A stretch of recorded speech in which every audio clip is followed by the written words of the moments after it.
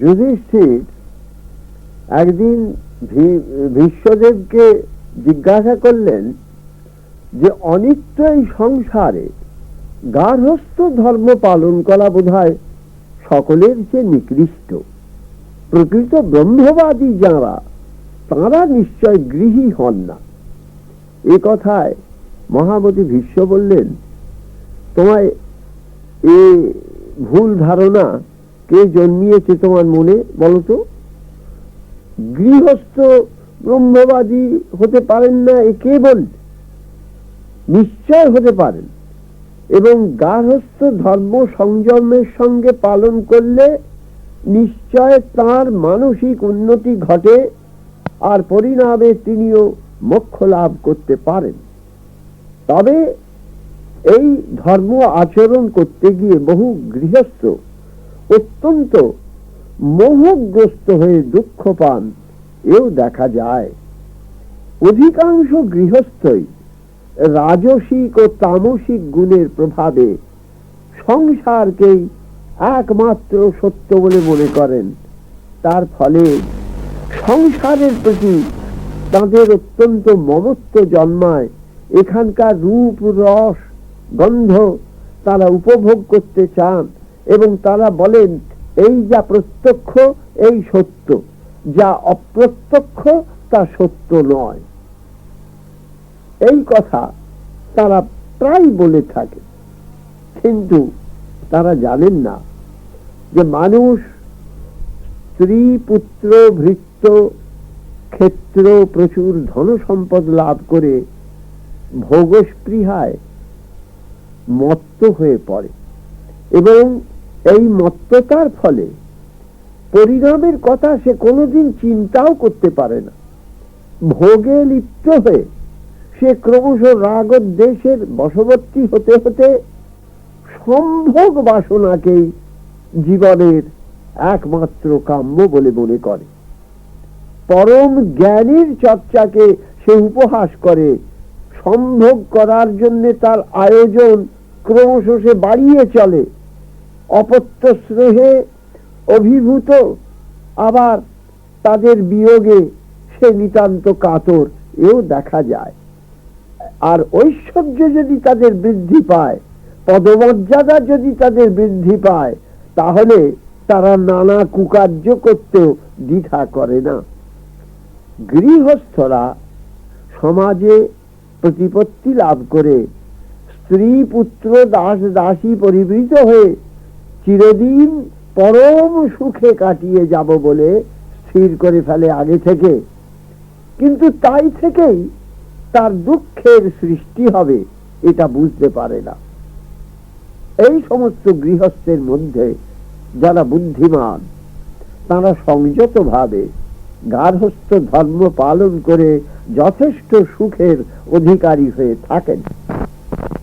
সংসারে দুঃখ, শোক, ক্ষয় ক্ষতির মূল কারণ কোথায়, সে বিষয়ে চিন্তা করতে করতে তার মনে ধীরে ধীরে নির্বেদ উপস্থিত হতে পারে।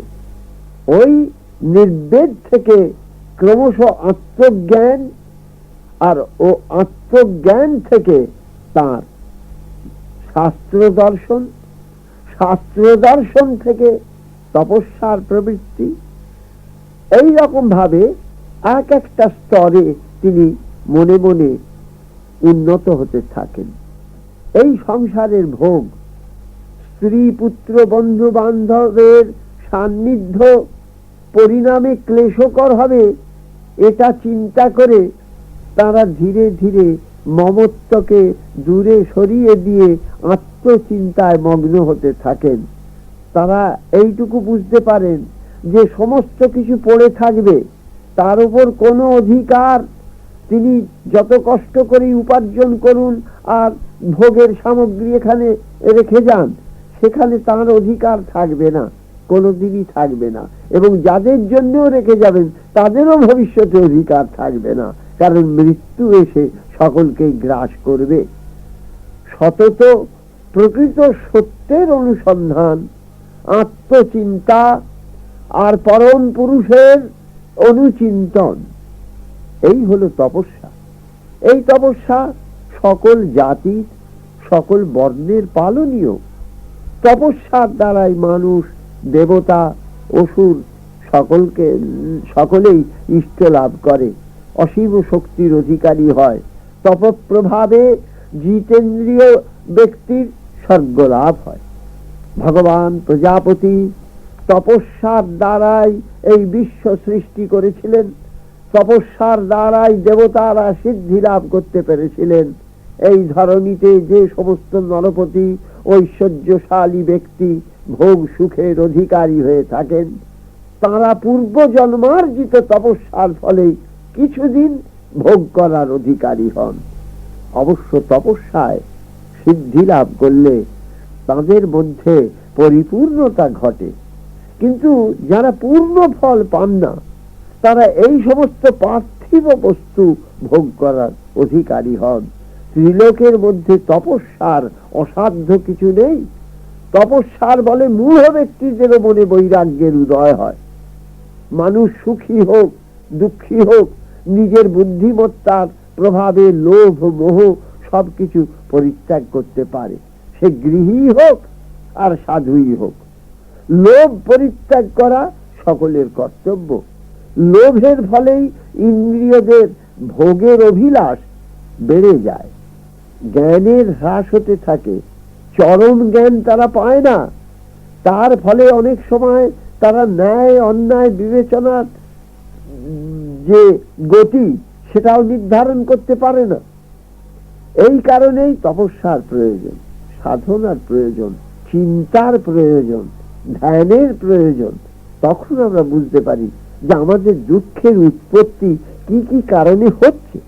তখন যা থেকে আমাদের দুঃখ হয় তা আমরা অভ্যাসের দ্বারা ধীরে ধীরে পরিত্যাগ করতে পারি। অবশ্য আমি তোমাকে বলছি, এ কার্য করা কঠিন, কিন্তু কঠিন হলেও ধীরে ধীরে গৃহস্থ যদি তার মনের শুদ্ধি ঘটান, তখন তিনি অপার আনন্দ লাভ করতে পারেন। এই আনন্দ লাভের জন্যই সাধনা, এরই জন্য তপস্যা। গৃহীদের ভোগ জীবনকে আমি তুচ্ছ করতে বলছি না, ছেড়ে দিতেও বলছি না, কিন্তু সংযত ভাবে পরিমিত জীবন ধারণ করলে, স্ত্রী পুত্র প্রতি কর্তব্য পালন করলে যে সুখী হওয়া যায়, এই কথা চিন্তা করতে বলি। আর বলি, নিজের সম্বন্ধে চিন্তা করো, নিজে ভাবো যে আমার এই ঐশ্বর্যের অধিকারী আমি এখন হয়েছি, চিরকাল থাকবো না, আমাকে অন্য লোকে যেতে হবে, এবং সেইটা নিয়ে মোহের যেন উৎপত্তি না হয়। গার্হস্থ্য ধর্ম তাই নিন্দনীয় নয়, কারণ গৃহীদের অবলম্বন করে ব্রহ্মচারীরা বেঁচে থাকেন, সন্ন্যাসীরা বাঁচেন, ঋষিরাও নিজেদের ধর্ম পালন করতে সক্ষম হন। জীবনের বহু ক্ষেত্রে গৃহস্থদের সহায়তার প্রয়োজন আছে, কিন্তু গৃহস্থদের তপস্যাও আছে। তপস্যা হচ্ছে এই যে তারা ভাববে যে আমার মনকে শুদ্ধ করি, সেই পরমাত্মার প্রতি আমাদের মনটা যাতে যুক্ত হতে পারে তার জন্য অভ্যাস করি, এবং এক জন্ম অভ্যাস করতে করতে পরজন্মে হয়তো আরো দ্রুতভাবে তারা উন্নতি মার্গে উপনীত হতে পারেন। এই সমস্ত কথা হতে হতে যুধিষ্ঠির প্রশ্ন করলেন যে ঈশ্বরের সঙ্গে যোগ সাধনই যদি জীবনের উদ্দেশ্য হয় এবং তাই পরম সুখ লাভের উপায় বলে স্থির হয়, তাহলে সাংখ্য মতাবলম্বীরা এই কথা স্বীকার করেন না কেন? বিষ্ণু তার উত্তরে বললেন, ধর্মরাজ, এখন সাংখ্য মত যোগ, এর মধ্যে তুমি যে বিরোধ দেখছো, প্রকৃত প্রস্তাবে এই দুটির ভেতর কোনো বিরোধ আছে কিনা তা চিন্তা বিচার করে দেখা কর্তব্য। সাংখ্য মতাবলম্বীরা সাংখ্যের ও যোগীরা যোগের সবিশেষ প্রশংসা করে থাকেন। যোগীরা বলেন যোগই একমাত্র মুক্তি লাভের উপায়, যোগ ছাড়া ঈশ্বর সান্নিধ্য সম্ভব নয়। আর সাংখ্য মতাবলম্বী যারা আছেন তারা বলেন মুক্তি পেতে গেলে ঈশ্বরকে ভক্তি করারও কোনো প্রয়োজন নেই। যিনি সমস্ত তত্ত্বের মূল বিষয় জেনে বিষয় থেকে বিযুক্ত থাকতে পারবেন, তিনি মুক্তি লাভ করতে সক্ষম হবেন। এই নিয়ে তিনি খানিকটা উপদেশ দিয়েছিলেন যুধিষ্ঠিরকে। সেই উপদেশ আরো কি কি দিলেন পরের দিন বলবো।